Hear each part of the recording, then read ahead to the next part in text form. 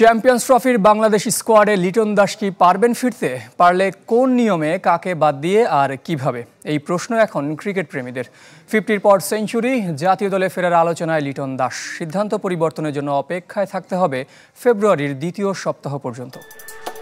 Noodles খান নাই তো নুডলসই খান নাই। কয়েক ঘন্টার ব্যবধানে বিভক্ত দেশের ক্রিকেট। বিভক্ত করেছেন লিটন দাস। চ্যাম্পিয়ন্স ট্রফির দল থেকে বাদ পড়ার কারণ যেমন যৌক্তিক ছিল, এক ইনিংস পর দৃশ্যপট বদলে দিয়েছেন এই উইকেটরক্ষক ব্যাটার। যারা এতদিন ট্রল করেছেন লিটনকে নিয়ে, তাদেরই কণ্ঠে এলকেডিকে জাতীয় দলে ফেরানোর আকুতি। সাবেকরাও পক্ষে বিপক্ষে আওয়াজ তুলেছেন। নতুন করে ভাবনায় পড়েছে নির্বাচক কমিটিও। দলে না থাকার সিদ্ধান্ত নিয়ে তেমন একটা সমালোচনাও হয়নি। হবেই বা কীভাবে? ঘরোয়া কিংবা আন্তর্জাতিক, টি-20, টেস্ট কিংবা ওয়ানডে, লিটন দাস আটকা পড়েছিলেন এক ব্যর্থতার চক্রে। সবশেষ 7 ওডিআইতে ছুঁতে পারেননি 2 অঙ্কের ঘর।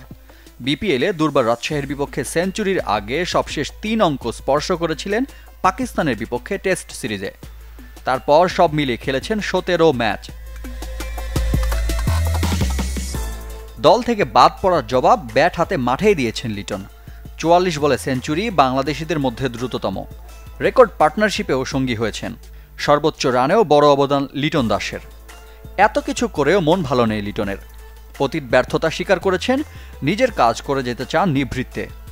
আমার কাজ হচ্ছে এখানে পারফর্ম করা, যেটা করতে পারতেছিলাম না এতদিন। আমি ওটার জন্য হয়তো আপসেট ছিলাম, কীভাবে ওখান থেকে ডেলিভার করা যায় পারফরমেন্স। ম্যাচের আগে যে মাইন্ড সেট আপ ছিল, ম্যাচের পরও সেম মাইন্ড সেট আপই আছে। আমি সবসময় একটা কথা বলি, আজকের দিনটায় অলরেডি পাস্ট। হ্যাঁ, আমি একটা হয়তো বা আমার কেরিয়ারে ভালো ইনিংস খেলেছি, বাট আমি নেক্সট ম্যাচ গেলে আবার আমাকে 0 থেকে করতে হবে। So back of the mind এটাই থাকবে যে আবার নতুন করে আমার ইনিংস গোছাইতে হবে। তো পরিশ্রম করবো, দেখা যাক কী হয়। তবে লিটনের বিকল্প হিসেবে যাকে বেছে নিয়েছে বিসিবি, তার ব্যাটে রান খরা। পারভেজ হোসেন ইমন এখনও বিপিএলে বলার মতো কিছুই করতে পারেননি। তাতে এলকেডিকে ফেরানোর দাবি আরও জোরালো হচ্ছে। তবে দল ঘোষণার পর পুনরায় দলে অন্তর্ভুক্তির জন্য সামনে সম্ভাব্য পথই বাকি। আইসিসির নিয়ম অনুযায়ী আগামী 12 ফেব্রুয়ারি পর্যন্ত যে কোনো দল তাদের স্কোয়াডে পরিবর্তন আনতে পারবে।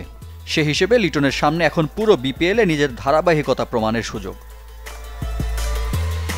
ভালো করতে পারেনি বলেই বাদ পড়েছি বলা লিটন যদি মাঠে তার জবাব দিতে থাকেন, তবে চ্যাম্পিয়ন্স ট্রফিতে তার অন্তর্ভুক্তিও হয়তো সময়ের ব্যাপার। সেক্ষেত্রে কপাল পুড়তে পারে পারভেজ ইমনের। তাতে কি, চ্যাম্পিয়ন্স ট্রফির মতো বড় আসরে লিটনের মোনালিসার শিল্পে বুঁদ হতে কে না চায়? রিফাত হোসেন, চ্যানেল 24।